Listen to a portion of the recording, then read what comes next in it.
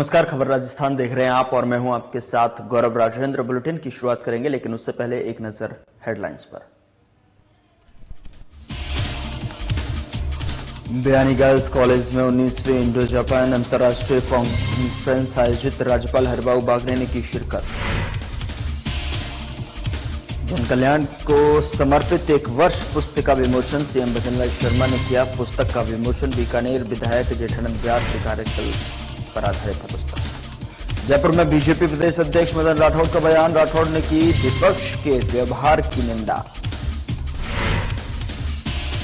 जयपुर में अधिकारिता मंत्रालय की क्षेत्रीय समीक्षा बैठक आयोजित, सामाजिक सुरक्षा योजनाओं पर हुई चर्चा। मुख्य सचिव सुधांशु पंत ने बैठक को किया संबोधित।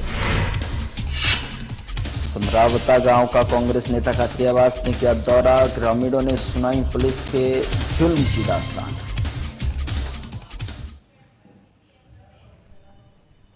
चलिए बुलेटिन की शुरुआत करते हैं। राज्यपाल बागड़े सोमवार को बयानी गर्ल्स कॉलेज द्वारा आयोजित 19वीं इंडो जापान अंतर्राष्ट्रीय कॉन्फ्रेंस बायकॉन 2024 को संबोधित किया और इस दौरान उन्होंने कहा कि जिस समाज में छात्राओं को विभिन्न क्षेत्रों में कार्य करने और उच्च और तकनीकी शिक्षा के अधिकाधिक अवसर मिलते हैं, वहीं समाज तेजी से विकास की राहों और अग्रसर हो रहा है। साथ ही आपको बता दें कि उन्होंने कहा कि भारत और जापान के संबंध सदियों से पुराने हैं और जो न केवल हमारी सांस्कृतिक और आध्यात्मिक विरासत में झलकते हैं, बल्कि अब विज्ञान, प्रौद्योगिकी और नवाचार में भी नई ऊंचाइयों को छू रहे हैं। हमारे पास विज्ञान और तकनीक के क्षेत्रों में एक दूसरे से सीखने और साझा करने के कई अवसर हैं।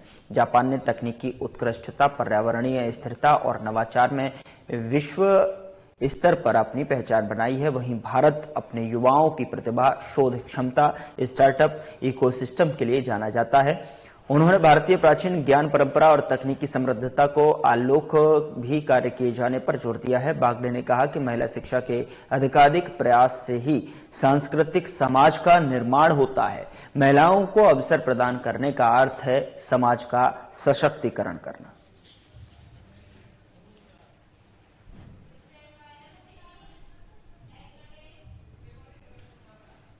उधर मुख्यमंत्री भजनलाल शर्मा ने मुख्यमंत्री निवास पर जन कल्याण को समर्पित एक वर्ष विषय पुस्तिका का विमोचन किया और पुस्तिका में बीकानेर यानी कि पश्चिम विधायक जेठानंद व्यास द्वारा पिछले एक वर्ष में किए गए प्रमुख कार्यों, उपलब्धियों और कार्यकालों का कार्यक्रमों का संकलन किया गया है।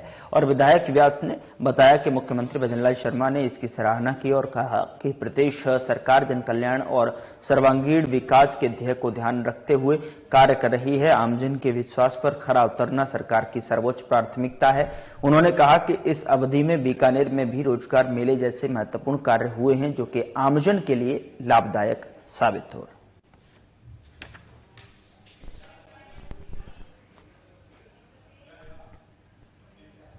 बीजेपी प्रदेश अध्यक्ष मदन राठौड़ ने विपक्ष के व्यवहार की निंदा करते हुए कहा कि संसद में हंगामा, मकरद्वार पर धक्का मुक्की, हिंसक तौर तरीके जनप्रतिनिधियों के लिए शोभा नहीं देता है। मैं स्वयं संसद के द्वार पर बीजेपी सांसदों के साथ वहां उपस्थित था।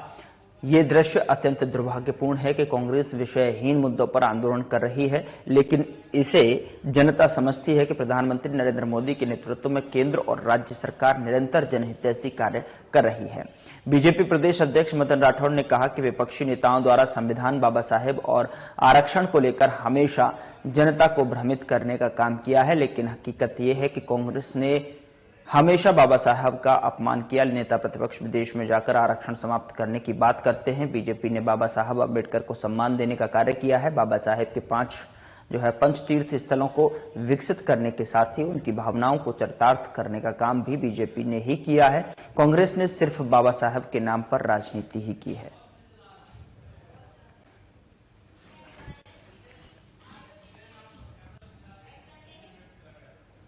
सामाजिक न्याय और अधिकारिता मंत्रालय द्वारा केंद्र प्रवर्तित योजनाओं की समीक्षा के लिए राजस्थान लोक प्रशासन संस्थान जयपुर में 5 राज्यों के साथ आयोजित समीक्षा बैठक का आयोजन किया गया, जिसमें मुख्य सचिव सुधांशु पंत ने सामाजिक न्याय और अधिकारिता विभाग द्वारा संचालित योजनाओं को लेकर चर्चा की। उन्होंने कहा कि योजनाओं से 1 करोड़ से अधिक लाभार्थी लाभान्वित हो रहे हैं। हमने सामाजिक सुरक्षा पेंशन योजना में न्यूनतम पेंशन राशि में बढ़ोतरी कर पेंशन 1150 रुपए की है। उन्होंने कहा कि लाभार्थियों का वार्षिक भौतिक सत्यापन अब ग्राम सभा पर किया जा रहा है, ताकि पात्र लोगों को योजनाओं का लाभ समय पर मिलता रहे।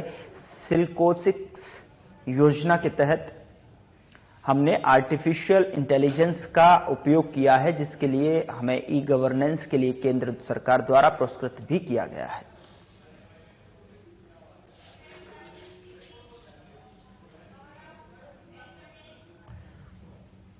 अलवर सांसद और केंद्रीय मंत्री भूपेंद्र यादव राजगढ़ लक्ष्मणगढ़ विधानसभा क्षेत्र के दौरे पर रहे। इस दौरान केंद्रीय मंत्री भूपेंद्र यादव का जगह जगह माला पहनाकर स्वागत किया गया। इसके अलावा नया गांव मचाड़ी में 101 प्रतिभावान बच्चों को सम्मानित किया गया। सम्मान समारोह में सांसद भूपेंद्र यादव लोगों को संबोधित करते हुए ERCP योजना के राजगढ़ को जोड़ने की बात कही। वहीं नया गांव मचाड़ी में खेल मैदान और एक केंद्रीय स्तर पर पुस्तकालय खोलने का वादा किया, जिससे बच्चों को अध्ययन का एक उचित स्थान मिल सके। इसके पश्चात सांसद राजगढ़ पहुंचे, जहां उन्होंने गणेश पोल स्थित रिद्धि सिद्धि मंदिर में पूजा अर्चना की। इसके बाद राजगढ़ कस्बे के माचाड़ी चौक चौपड़ बाजार में खुली जीप से अभिवादन करते हुए मालाखेड़ा दरवाजा पहुंचे, जहां उन्होंने कस्बे के मालाखेड़ा गेट का उद्घाटन किया। और इस दौरान बीजेपी कार्यकर्ताओं ने माला और साफा पहनाकर स्वागत किया।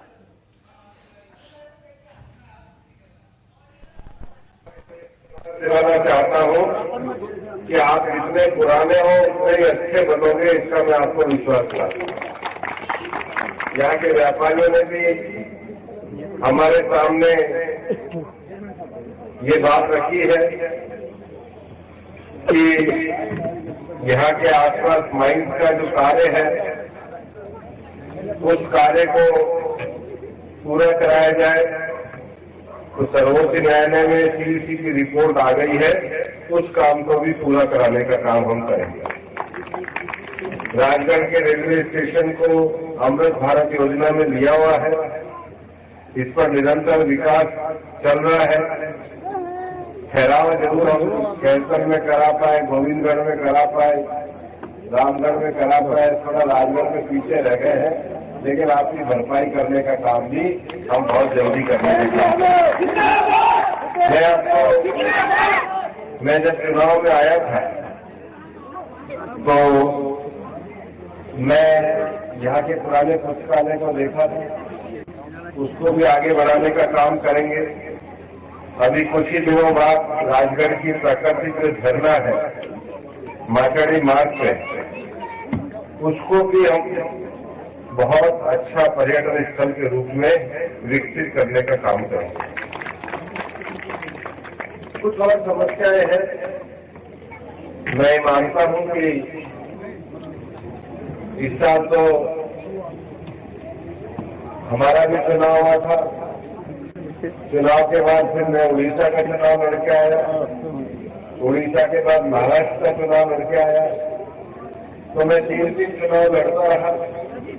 लेकिन 2025 का साल इसलिए अच्छा है कि बिहार का चुनाव अक्टूबर में है, तो समय खूब है।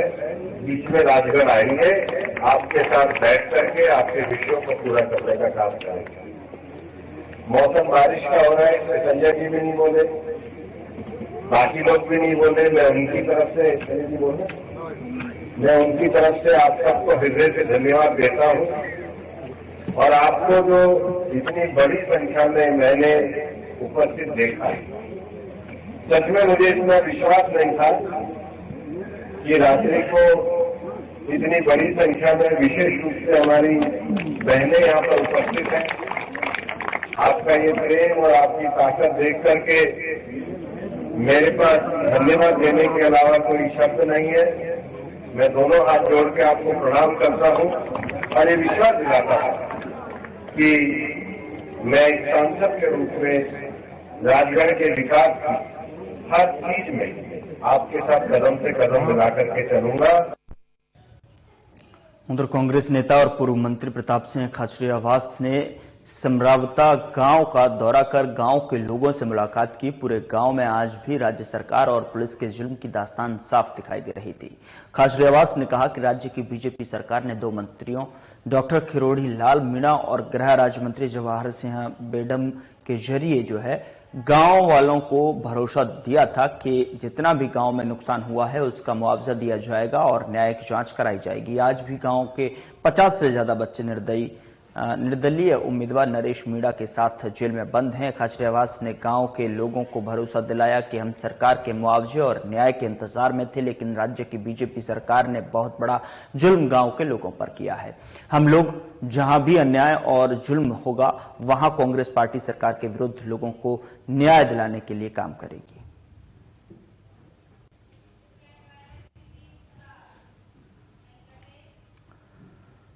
उधर जयपुर के भगवान Mahavir cancer hospital and research centre के डॉक्टरों ने राज्य की पहली CAR-T सेल थेरेपी 26 वर्षीय स्टूडेंट के कैंसर उपचार के दौरान दी है।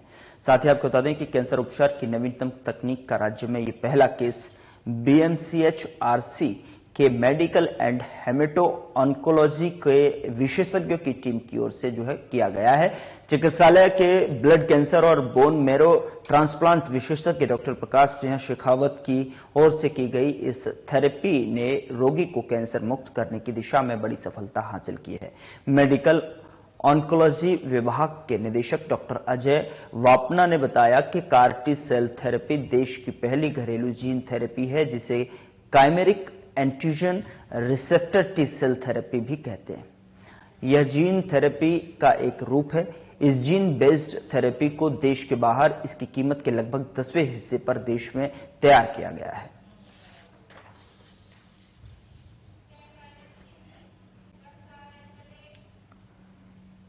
हनुमानगढ़ जिले के पीलीबंगा थाना क्षेत्र में रविवार को रावतसर फाटक के पास में फायरिंग कर भागे 3 बदमाशों को ए श्रेणी की नाकाबंदी कर गोलूवाला थाना पुलिस की टीम ने मुठभेड़ के बाद अवैध हथियार और गाड़ी सहित गिरफ्तार कर लिया है। दरअसल बता दें कि इनके पास से जो है पुलिस ने एक लोडेड अवैध पिस्टल और 2 खाली मैगजीन जब्त की हैं और आपको बता दें कि 3 बदमाशों के विरुद्ध पूर्व में भी आपराधिक मुकदमे दर्ज है।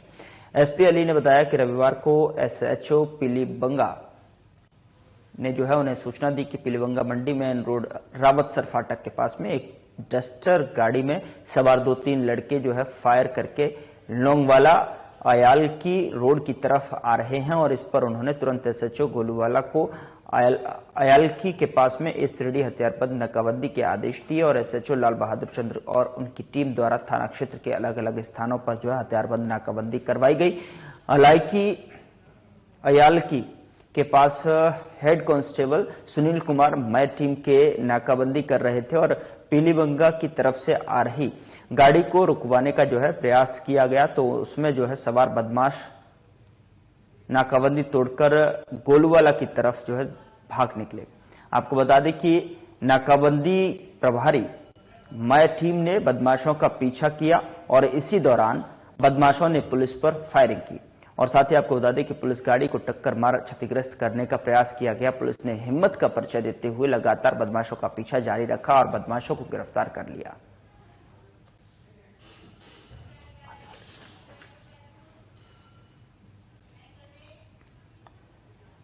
उधर जयपुर मेट्रो के फेज 2 की DPR अपडेशन अन्य संभावित मार्गों पर मेट्रो संचालन की संभावना तलाशने, चयनित रास्तों की DPR तैयार करने आदि के संबंध में सोमवार को शासन सचिवालय में नगरीय विकास और आवासन विभाग के प्रमुख शासन सचिव वैभव गलरिया ने जो है समीक्षा बैठक की। आपको बता दें कि मेट्रो संचालन के लिए संभावित नए मार्ग तलाश कर जल्द कार्य योजना बनाने के निर्देश दिए गए हैं। वैभव गलरिया ने कहा कि जयपुर वासियों को सुगम आवागमन की सुविधा उपलब्ध करवाना राज्य सरकार की प्राथमिकता है और साथ ही साथ इसे देखते हुए जयपुर मेट्रो को देश भर में मॉडल मेट्रो के रूप में विकसित किया जाए। उन्होंने Jaipur metro rail corporation limited के अधिकारियों को निर्देश दिए कि इस प्रोजेक्ट में खर्चे और लागत का समुचित आकलन किया जाए ताकि वित्तीय संसाधनों का सदुपयोग हो सके और साथ ही सभी स्टेक होल्डर्स के साथ समन्वय स्थापित कर गुणवत्ता और दिए गए समय सीमा के अनुरूप कार्य पूर्ण किए जाएं ताकि आमजन के लिए भी बेहतर परिवहन सुविधा जल्द से जल्द जो है उपलब्ध करवाई जा सके।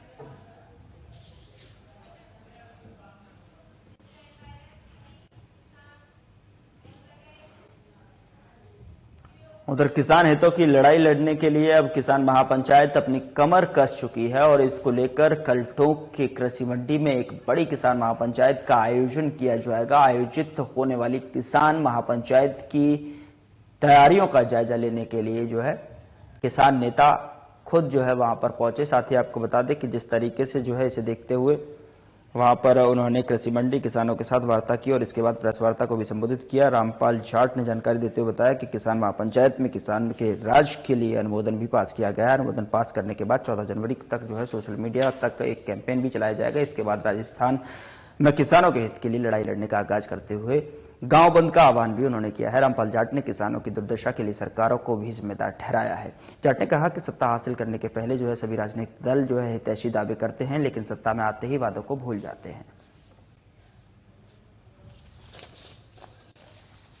बाहर रहता है तब तक वो किसान हितों की बात करता है बढ़ चढ़कर। जैसे ही उनको राज प्राप्त होता है वे पलटी मारते हैं और अंग्रेजी में कहते हैं वो यू टर्न लेते हैं और यू टर्न लेकर निकल जाते हैं। इसलिए आज यही स्थिति है, कोई सा भी दल राज में आ जाओ वे पलटी मारते हैं, जो उनकी बोली हुई बात है उनको भूल जाते हैं और नया शुरू कर देते हैं सगुफा। और आज तो दुर्भाग्य इस देश का कि सारे दल जो इकोनॉमिक डिजाइन है जो एक बार स्थापित हो गया उसी की ओर चल रहे हैं। हमने कहा भाई ये कृषि प्रधान देश है, कृषि प्रधान देश के समृद्धि का रास्ता खेत और खलियान से जाता है, हमने वो रास्ता ही छोड़ दिया। तो भी सारे दल उसी में लगे हुए निवेश निवेश, बाहर जाओ निवेश लाओ, जैसे कोई विश्व विजय करके आए। अरे निवेश ध्यान रखो, जो भी निवेश करेगा अपने लाभ के लिए करेगा। इसलिए हमारी एक सामान्य कहावत है, चिड़िया चुगने आती है पूंछ कटाने नहीं। तो वो तो चुगने आ रहे बेचारे, उन चुगने आने वालों के भरोसे आप ये सोच रहे हो राजस्थान रिचार्ज हो जाएगा, रिसर्जेंट बन जाएगा, राजस्थान उन्नत बन जाएगा, चमकने लगेगा।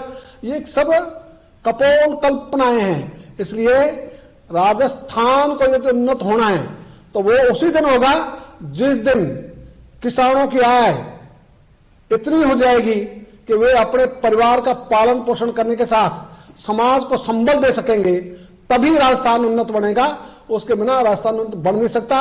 इसलिए आज निवेश आधारित नीतियां, ये पूंजी आधारित नीतियां, इनके कारण से सामान्य व्यक्ति न सुखी हो सकता, न उन्नत हो सकता, न राजस्थान उन्नत हो सकता, न देश उन्नत हो सकता। 23 दिसंबर चौधरी चरण सिंह जी का जन्मदिन है। भारत सरकार ने इसे किसान दिवस घोषित किया है। यद्यपि भारत सरकार किसान दिवस के उपलक्ष्य में कोई कार्यक्रम आयोजित नहीं करती, ये किसानों की ओर से किसान कार्यक्रम आयोजित है। और ये जो टोंक में शुरू हुआ है, गत वर्ष भी बड़ा सम्मेलन था, इस वर्ष उससे भी बड़ा है।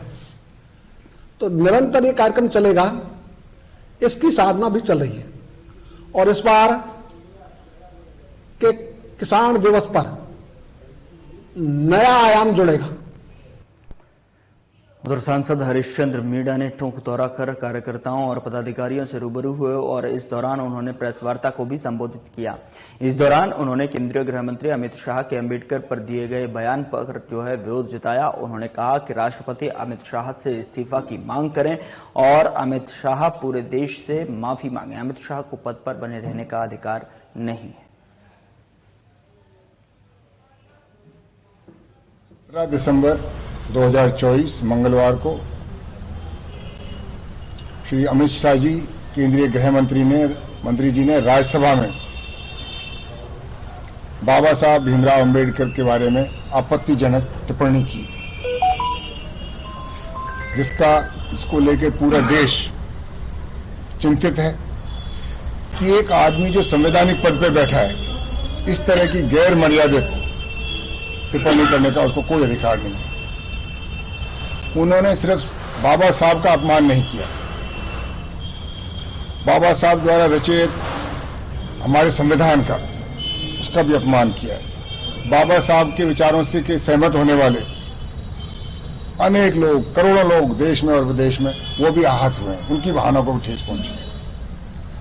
बाबा साहब ने संविधान रचा और संविधान रचने वाली एक संविधान सभा थी, जिसमें पूरे हिंदुस्तान के सब धर्मों के, सब जातियों के, सब प्रांतों के लोग थे। सबने अपनी राय रखी, सबने अपना मत रखा और सबकी सहमति से संविधान रचा गया। जैसा आपको पता है, भारत का संविधान पूरी दुनिया में सबसे बड़ा लिखित संविधान है। उस संविधान का उन्होंने निर्माण किया। उस संविधान में हर चीज का ध्यान रखा कि गरीब को आगे कैसे बढ़ाएंगे, देश में व्यवस्था कैसे चलाएंगे, हर आदमी को अपना अधिकार कैसे मिलेगा, हर आदमी को अपना स्वाभिमान कैसे मिलेगा। ये ऐसा संविधान बाबा साहब के लिए बड़ी बात नहीं है, कि पूरे देश के लिए गर्व की बात थी। और गर्व से जब हम जाते थे, हमारे लोग विदेशों में जब कहते थे कि ये संविधान हो तो भारत जैसा हो, तो जो उन्होंने गैर मर्यादित जो टिप्पणी की, बिना पता नहीं क्या उनके मन में थी, इस संविधान ने दिया क्या, ऐसा क्या आपत्तिजनक है। इसमें हर आदमी को अपना सम्मान दिया है, उसको अधिकार दिया है, गरीब को गरीबी से मुक्ति पाने का अधिकार दिया है। उधर चौधरी चरण सिंह किसान विकास समिति परगना जिंदौली ने सोमवार को पूर्व प्रधानमंत्री और किसान नेता चौधरी चरण सिंह की 122वीं जयंती समारोह पूर्वक मनाई और सर्वप्रथम मुख्य अतिथि मुंडावर विधायक ललित यादव और कार्यकर्ता ने ततारपुर चौराहे पर स्थित चौधरी चरण सिंह की प्रतिमा पर माल्यार्पण कर उन्हें नमन किया। मुख्य अतिथि विधायक ललित यादव ने कहा कि चौधरी चरण सिंह सही मायनों में किसान नेता थे। उन्होंने प्रधानमंत्री रहते हुए देश के किसानों के उत्थान को लेकर कई नीतियां बनाई। वे कहते थे कि जब तक देश के गांव किसान मजदूर संपन्न नहीं होंगे, तब तक सही मायनों में देश संपन्न नहीं हो पाएगा। इसके लिए सरकारों को ऐसी नीतियां बनानी होंगी जिससे ग्रामीणों के उनके गांव में ही रोजगार के समाधान साधन और उपलब्ध कराए जा सके। चौधरी चरण सिंह ने प्रधानमंत्री रहते हुए ग्रामीण विकास मंत्रालय की स्थापना की और वित्त मंत्री रहते हुए पहली बार कृषि के बजट को 25,600 करोड़ रुपए रखा, जो उस समय उद्योग बजट से भी ज्यादा था। उन्होंने कृषि आधारित उद्योग धंधों को बढ़ावा दिए जाने और किसानों को उनकी फसल का उचित मूल्य दिलाने की मांग की। चौधरी चरण सिंह ने किसानों के काम आने वाली रोजमर्रा की वस्तुओं पर टैक्स नहीं लगने दिया। आज चौधरी चरण सिंह जी की जन्म जयंती के अवसर पर ततारपुर चौराहे पर उनकी प्रतिमा पर माल्यार्पण कर पुष्पांजलि कार्यक्रम रखा गया। चौधरी चरण सिंह जी साहस और ईमानदारी की प्रतिमूर्ति। उन्होंने इस देश में किसानों को ताकत देने का काम किया। ऐसे मसीहा जो चाहते थे कि हिंदुस्तान के गांवों में नौकरी में 50% आरक्षण गांव के लोगों को मिले, तो जाति विहीन समाज चाहते थे, जाति विहीन हिंदुस्तान चाहते थे कि 36 कौम के लोग मिलकर के वो निर्णय करें, केवल जातियों में बंटकर हम लोग काम नहीं करें। एक बार कुछ लोग उनसे मिलने के लिए गए नहर के पानी के लिए, तो चौधरी चरण सिंह जी ने उनसे पूछा कि कितना किराया लगा चौधरी इसमें, तो उनका 120 रुपए। उन्होंने कहा 5 पैसे के पोस्ट कार्ड से भी काम हो सकता था। ऐसे किसान नेता जो इस देश की प्रगति चाहते थे, इस देश को बहुत ऊंचाई पर ले जाना चाहते थे, आज उन्हीं की हम जन्म जयंती मना रहे हैं। और खुशी इस बात की कि उन्होंने इस देश को बहुत कुछ दिया और दुख इस बात का कि ऐसे महापुरुष आज भी इस दुनिया में होते तो हिंदुस्तान जाने कहां किन सीढ़ी पर पहुंचता। मैं उन्हें आपके माध्यम से भी देश के तमाम किसानों को आज बधाई देना चाहता हूं कि उस मसीहा का आज जन्म जयंती है, उसकी आप सबको बहुत बहुत शुभकामनाएं। उधर चित्तौड़गढ़ के किदवई नगर से नगद रुपयों की चोरी के मामले का खुलासा करते हुए कोतवाली थाना पुलिस ने एक आरोपी को गिरफ्तार कर चोरी के 4 लाख रुपए बरामद कर लिए हैं। दरअसल आपको बता दें कि हरियाणा मार्केट की ऊनी वस्त्रों की दुकान के मालिक ने बिक्री के रुपए जमा कर रखे थे। उन्हीं के मार्केट में काम करने वाले ने चोरी की घटना को अंजाम दिया था। एसपी सुधीर जोशी ने बताया कि 15 दिसंबर को हाथरस उत्तर प्रदेश निवासी हीरालाल उर्फ गुड्डू नायक ने थाना कोतवाली पर दी अपनी रिपोर्ट में बताया कि रोडवेज बस स्टैंड के पास में हरियाणा मार्केट में वो अपने दोस्त के साथ में ऊनी वस्त्रों की दुकान लगाते हैं। सभी मार्केट वालों ने किदवई नगर में रईस अहमद नीलगर का मकान किराए पर ले रखा है। शाम को कमरे का ताला तोड़कर अज्ञात चोर लाखों रुपए नगद चोरी कर ले गए। रिपोर्ट पर जो है मुकदमा दर्ज कर चोरी की घटना का खुलासा करने के लिए एएसपी सरिता सिंह और डीएसपी विनय चौधरी के निर्देश में जो है ASI Harvir Singh, head constable Rajkumar की टीम गठित की गई और गठित टीम ने चित्तौड़गढ़ में लगे हुए सीसीटीवी फुटेज का बारीकी से जो है विश्लेषण कर घटना का खुलासा किया।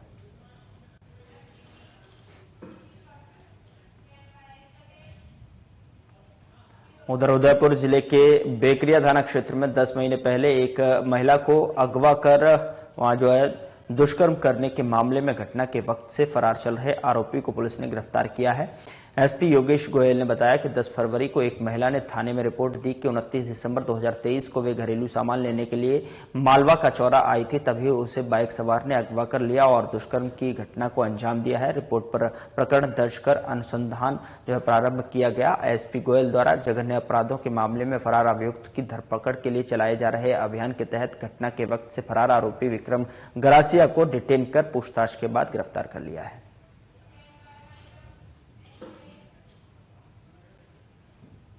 फिलहाल बुलेटिन में इतना ही। नमस्कार।